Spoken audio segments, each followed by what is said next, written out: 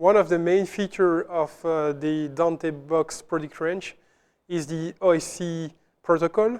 So you can basically create a new dedicated interface for the final user, so they can access to few or many of the parameters of the Dante box. So it's quite handy if they, for instance, for a hotel venue, they need to access some of the parameters, but you don't want them to basically make mistake and do something wrong. So you will decide yourself what you want to allow them to change. So we'll make a quick demonstration of those possibilities. We have TouchOSC, which is a software dedicated to make, let's say, user interface using the OSC protocol, which is open protocol, basically, open source. So we have implemented all the parameters on the Dante product range. So if you want, you can technically access to all of them, but we usually advise to limit the amount of parameters you can access.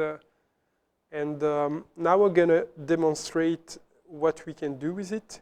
So I will go back to the software interface. So we created a demo, as you can see on the screen. So we have 2 faders, 2 mute buttons, and 2 EQ buttons. So you can download this example on the Sync website. One of the important parameters you have to check is the connection parameters. As you can see, we are using the auto IP with an IP address which is starting by 169.254. The last 2 blocks are, in fact, the broadcast address. So basically, what the TouchOSC application is doing is sending on the network messages to everybody. So basically, you don't have to know the IP address of the device. It's not important anymore. More specifically, if you use auto IP, you don't know it. So what you know, using the discovery software from SyncAudio, you will know the DNS name for this device. So that's the only important thing for you. What you can see, you need to use the UDP port 9000 for sending messages and 9001 to receive messages. And that's pretty much what you have to do. That's it. If you want to see if you send the messages to the right devices, so the good thing of this software is you get a lock interface. So you basically press Ctrl-Shift-L. You will toggle the log bar. It's on the bottom. So you click on the tab OSC. For instance, if I'm clicking any of the buttons of the device, you will see that I will get messages on the log bar. So what we can see right now, we receive a message from the IP address 169.254.1.60. This is the IP address of the Dante box we are currently using. What you can see just right after address, you will see mute output for DBI. So basically, it stands for we send a mute command on the output, number 4, and the device name is DBI44. This is, in fact, something you can see right here in the web interface. You have the Dante name, and this Dante name is, in fact, the device name, the Dante name, what you can see as well in the Dante controller, and you're going to use the very same device name for the OSC protocol. One important point, previous version of OSC protocol was not able to use any Boolean value. Boolean is for 0 or 1, so it's a binary. And it's only using floating value. So this is why you see float. No matter if it's just a mute command with on, off, 0 or 1, it will be always a float value. Let's have a look to some of the buttons. So we'll open the interface.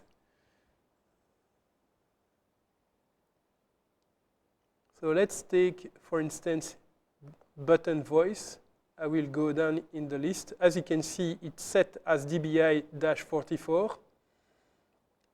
And now we're going to see the message we are sending. So we are sending an OSC message, EQ, frequency, output 1, 1, and it's DBI-44. So basically, you can see it down there. So this is the way we send parameters. So you have a document you can download on a SyncAudio website. So this is how we send parameters. And parent name is, in fact, the device name. This is how it's done in the OSC protocol. So you have a list of parameters you can set, position of the button, colors, and so on. So you can basically define pretty much everything. We have a list here. So what is the label of the button, the color of the button, everything you can imagine, you can set it up. So let me click on the play button. So we're gonna start the demo. Now I can just place it on the right-hand side. So for instance, I'm clicking the mute command, and as you can see, we are sending mute command. If I'm opening the EQ page, I can also enable or disable the bass boost for the DJ application. This is something you can set. Instead of giving the access to the user to the EQ parameters page, you're gonna define for the venue which amount of EQ you want to do for a specific action. You can do the same basically for the voice command. It's also including a high-pass filter, but this is something you can choose. You can choose, for instance, if you have an EQ for a gooseneck microphone, you can define the high-pass, the low-mid frequency parametric EQ, and that's quite handy when you want to do things. So I can, for instance, delete the log, and I can check, OK. I click the button, I see that it's on the input 5. We are sending parameters. So then let's just click on voice, and you see I changed the first EQ. So as you can see here, it's going from 40 to 120. But actually, I can define pretty much whatever I want, like additional EQs. On one button, you can send multiple messages, like set the phantom power plus set the EQ, set the gain. So that's quite handy. So we really like this protocol because it's easy to handle, it's fast, it's really cost effective, and you can definitely customize the interface for the user like you want, like they want, of course. And you don't need to do 10 days training to get this up and running. We'll show you quickly what type of document you can download on the SyncAudio website. So I'm not going to explain everything, but we have link for Wikipedia page, official OSC homepage. So we define which incoming port we use. So for sending, receiving message. It's always broadcast or unicast, but we advise to use broadcast and define the parent name, so the device name.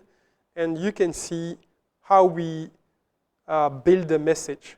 Gain, input, input index is basically the input number, output index. So that's quite handy, and the range. Of course, it's up to you if you use a slider to define the minimum value and maximum value. It's really up to you.